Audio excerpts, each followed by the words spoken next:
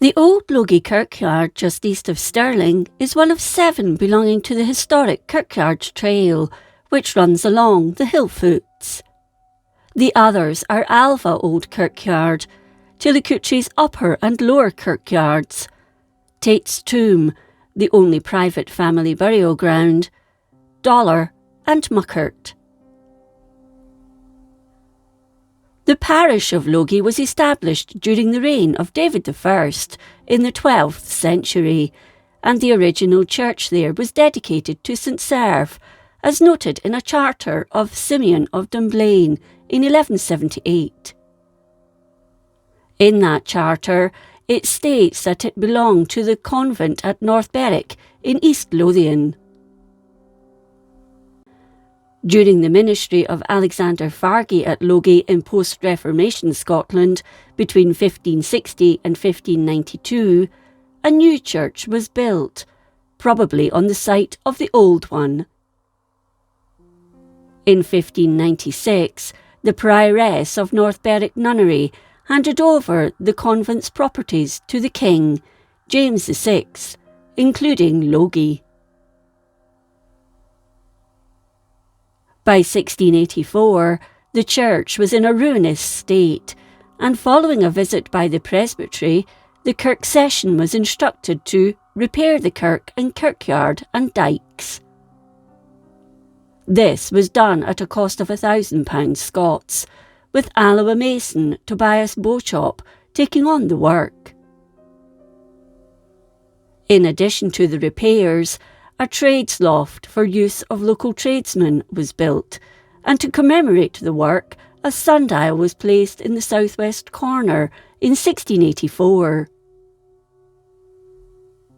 The date stone of 1598 is thought to have been reused from an earlier extension to the previous church.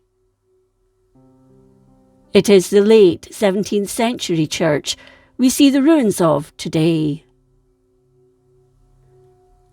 At the turn of the 19th century, the church had fallen into disrepair once more, but this time, instead of rebuilding it, Sir Robert Abercrombie, the local landowner, donated a plot of land around half a mile south of the old church for the construction of a new one. The old church was abandoned in 1805, 4 years after it had become ruinous. The new church was Logie Parish Church and continues to be used as a place of worship today.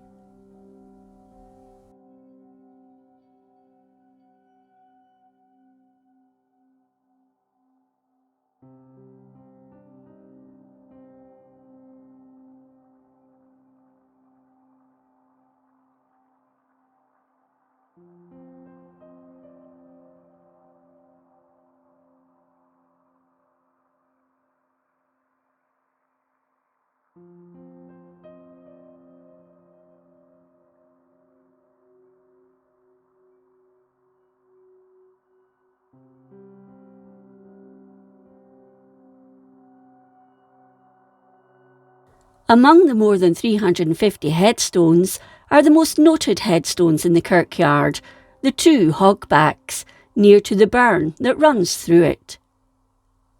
They're believed to date from 1080. Although one is broken, the other has traces of decoration, with carved tiles and traces of moulding. The hogbacks would suggest the graveyard was present before the first church was built. Hogback gravestones, a rare Anglo-Scandinavian form of headstone in Scotland, can also be found at Tillicoochie Upper Kirkyard on the trail and in areas around the rivers Forth and Clyde. It's supposed they represent boat-shaped Scandinavian houses, but are generally found in ecclesiastical settings.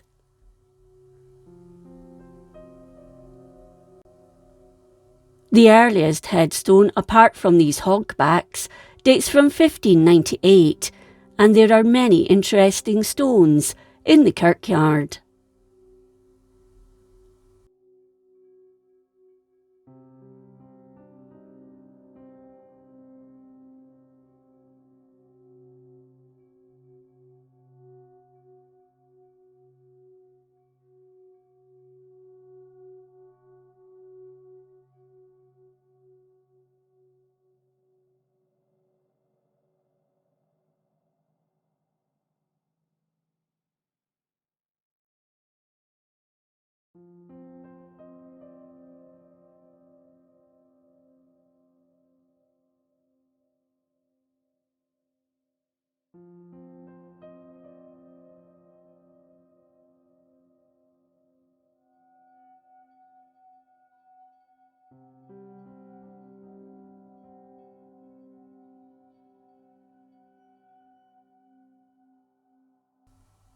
This is the family plot of the Dawsons.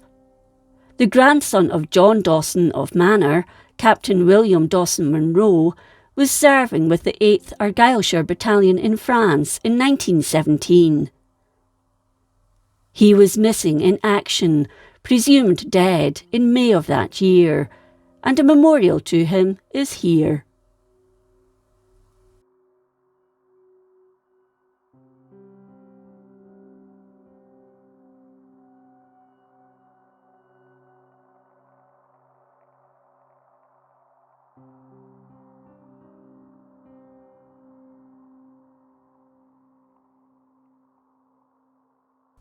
This is the headstone of Tyndall Bruce Johnston, an advocate and former Sheriff of Clackmannanshire.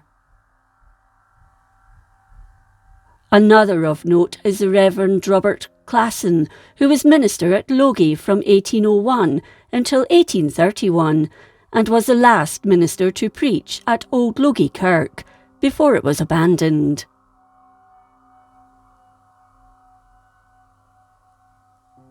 The McNabs of Middleton Kerse in Menstrie are also buried here.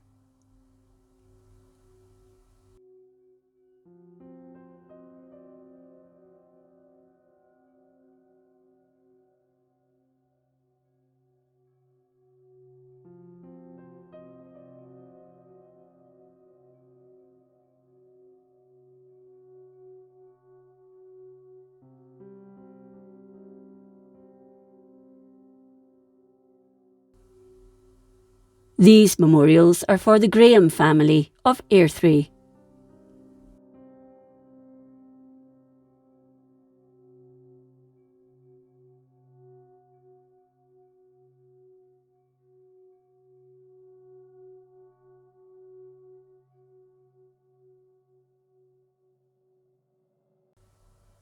This is the grave of the parochial schoolmaster of Logie, James Galloway, who died aged 61 in 1816.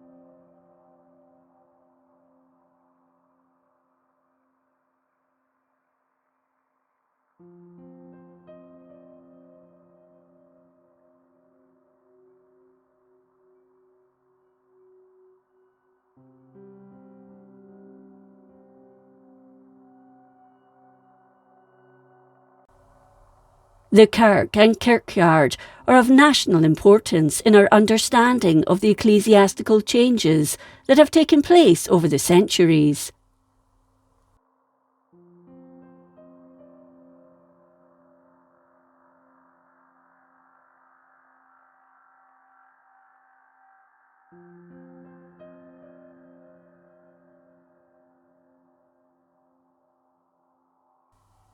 Since 2007, the Logie Old Graveyard Group have dedicated their time to maintaining the grounds and recording the headstones.